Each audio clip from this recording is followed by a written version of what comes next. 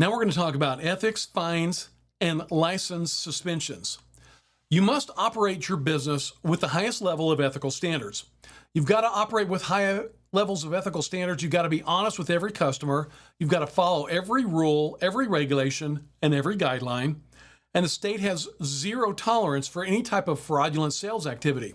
So you got to get full vehicle disclosure on every vehicle. You could never gain a commission by fraud.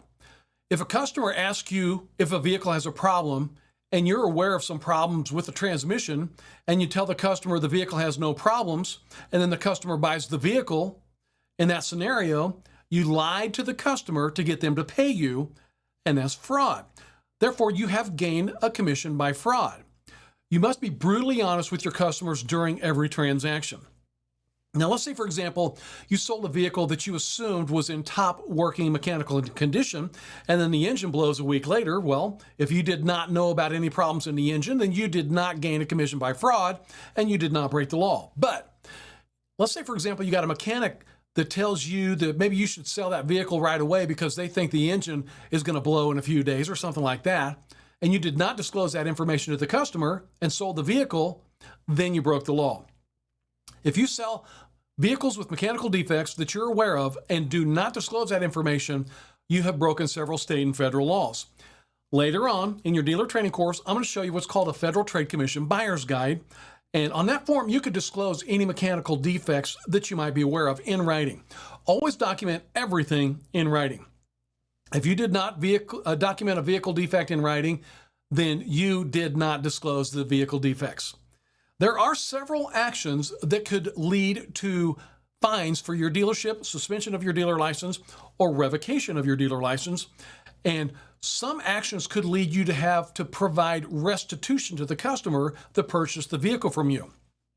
So let's delve into some standardized Indiana dealership fines. First of all, as I stated earlier, there's a $100 fine for the very first time of late delivery of a title within a calendar year. Remember, if you sell a vehicle without the title, you must get the title to the customer within 31 days of the date of the sale. It's a $250 fine for the second late delivery of a title in a calendar year, and it's a $500 fine for the third late delivery of a title in a calendar year. If you fail to deliver a title, or if you cannot produce records of the transaction to fail to produce that title within 10 days of a demand letter sent by the customer, you will be fined. $1,000 for off-site sales. Any sale that occurs away from the dealership is considered an off-site sale. You must submit Indiana State Form 55938. That is your off-site sale permit that I showed you in the first unit of your course. All retail sales activity must take place only at your licensed location unless you've submitted State Form 55938 in advance, at least 10 days or 2 calendar weeks in advance. And you cannot participate in more than 3 off-site sales per year, and the off-site sale location must be within 20 miles of your dealership. You can get a $500 fine for multiple issuance of an interim plate to the same purchaser and same vehicle. Remember, you can only issue 1 interim plate per customer per vehicle. If the state of Indiana finds that you've issued multiple interim plates to the same customer or the same vehicle, the state has set the fine at $500 per occurrence. $500 fine for misuse of interim plates.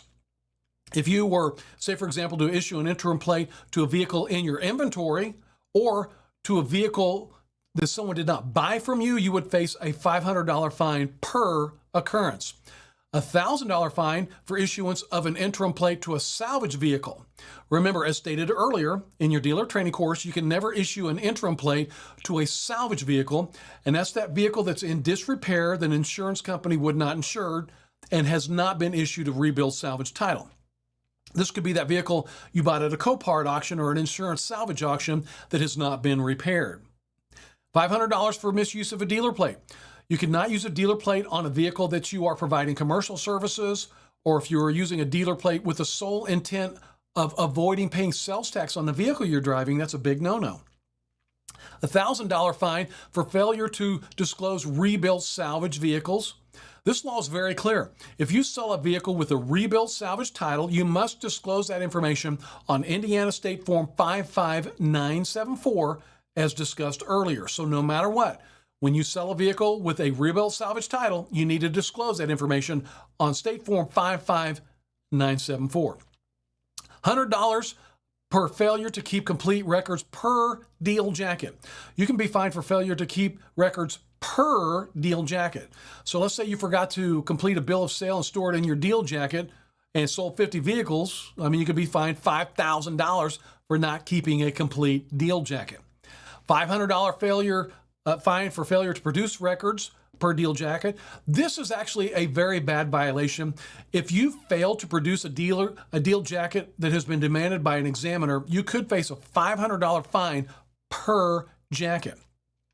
Failure to produce a deal jacket is a serious offense with serious fines. If you're undergoing a dealer audit, be sure to comply with your examiner request for records immediately. $1,000 fine if you purchase a detached catalytic converter without that law enforcement affidavit that I showed you a little bit earlier, called Indiana State Form 57316. $500 fine if you fail to pay off a trade-in within 10 days. If a customer owes money on a vehicle they are trading, you must pay that trade-off in 10 days. $500 fine for failure to collect and remit sales tax. Failure to collect and remit sales tax is a serious violation of Indiana law.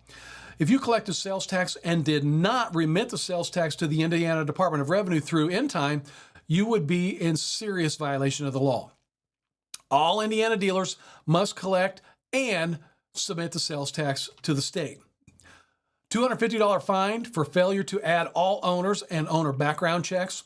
If you have a partner on the license that did not provide a background check, you would be fined. There really is no such thing as a silent partner on an Indiana dealer license. All partners and owners must be disclosed to the state and have that background check conducted. $250 fine for failure to notify the division of an address, name, or business entity change. So you must notify the division when you change your address, name, or if you change your business entity. For example, if you're changing your business structure from an LLC to a corporation, you would need to notify the division. $500 for an unauthorized consignment sale. You must complete the required documentation when you're selling a vehicle for someone else. The person must give you written permission to sell the vehicle on your lot. You must store the consignment documentation in your deal jacket. And if you are offering consignments, the first thing you want to do is contact your insurance agent, because there are some insurance policies that strictly prohibit dealers from selling vehicles on consignment. So please keep that information, be aware of that information as well. $500 for Sunday sales. Remember, Sunday motor vehicle sales by licensed Indiana dealers are prohibited. Indiana law requires dealers selling motor vehicles to remain closed on Sunday. Sunday sales are only allowed for motorcycle dealers, non-self-propelled dealers, trailer dealers, camper dealers. Sunday motor vehicle sales activity is a violation of state law and will lead to extensive fines or dealer license suspension or dealer license revocation. If you are a dealer selling motor vehicles, rest up on Sundays. You cannot sell motor vehicles on a Sunday. $1,000 for failure to disclose non-actual odometer reading. If you have an odometer discrepancy or an incorrect odometer, you must disclose that discrepancy in writing on the odometer disclosure form and the title. Let's talk about dealer license suspension. The following actions can actually get your dealer's license suspended. Failure to maintain bond. All dealers must be bonded during your entire licensure period. You may never let your bond expire. Failure to maintain insurance. All Indiana dealers must have an active insurance policy to cover the vehicles that they hold for resale. A dealer can never let their insurance lapse during your licensure period. Dishonored payments. Let's say, for example, you sent a bad check to pay for your dealer's license or something like that. That's a serious offense, and your license can be suspended. Or if you sent a check to pay for a fine that bounced, that's not good. Failure to pay any unpaid fines. If you are levied any fines for offenses, you must pay the fines or your dealer license could be suspended. Now, here are some reasons that could get your license revoked, which means you would lose your license permanently. Failure to appear for an audit. If an examiner notifies you of an audit and you fail to appear, you could have your dealer license revoked. Failure to maintain business location. You must maintain your business location. You can't take the sign off the building and take all your furniture out of your office and vacate the property the day after the examiner does that inspection. You have to maintain your business. Failure to notify if closing your business. If you ever decide to close your business, you need to submit business cessation form, state form 55905. I hope that that's a form that you never send in. I hope you keep in this business for many, many years. Failure to reverse sale after the 10-day demand letter. So if the customer has issued you notification that they want you to buy the vehicle back, if you were not able to produce that title in 31 days, then that's a bad violation, okay? Issuing fake or even altering interim plates. You can obviously never create a fake interim plate or alter an interim plate. Say, for example, like if you extended the expiration date with a marker or something like that, that would be a huge violation of the law. Selling, leasing, or permitting your dealer license to be used by a third party. I want to talk about this for a moment. You could never, say, for example, let your brother-in-law in Arizona use your Indiana dealer license to go to the Phoenix dealer auctions and then sell vehicles to customers up in Idaho. This would be allowing a third party to use your dealer license, which would lead to the revocation of your dealer's license. You cannot allow someone else to use your dealer license. Always, please keep that in mind. Failure to comply with orders of the division.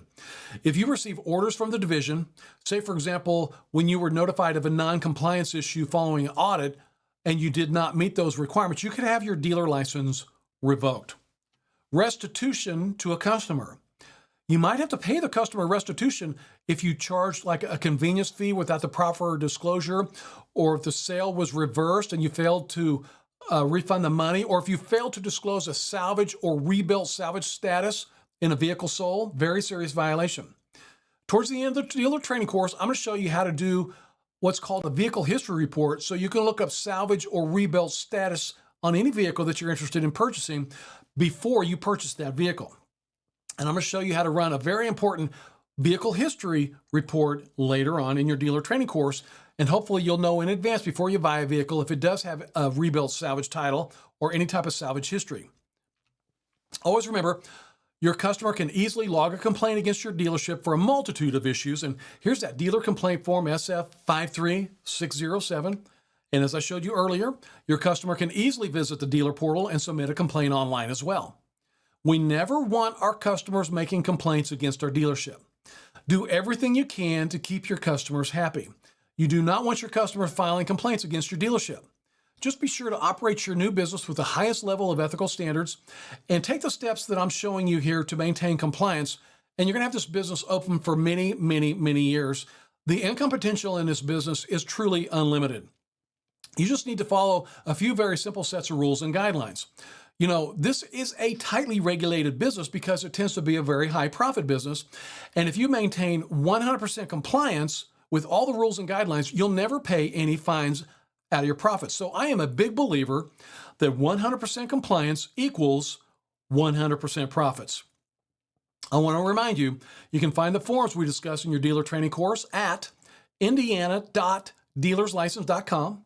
Just scroll down on any page and click on the dealer license forms link, or you can review the information from this unit. Just go to indiana.dealerslicense.com, click on the videos link, and then you can just scroll down and view the video that's titled Indiana Dealer License Suspensions and Ethics.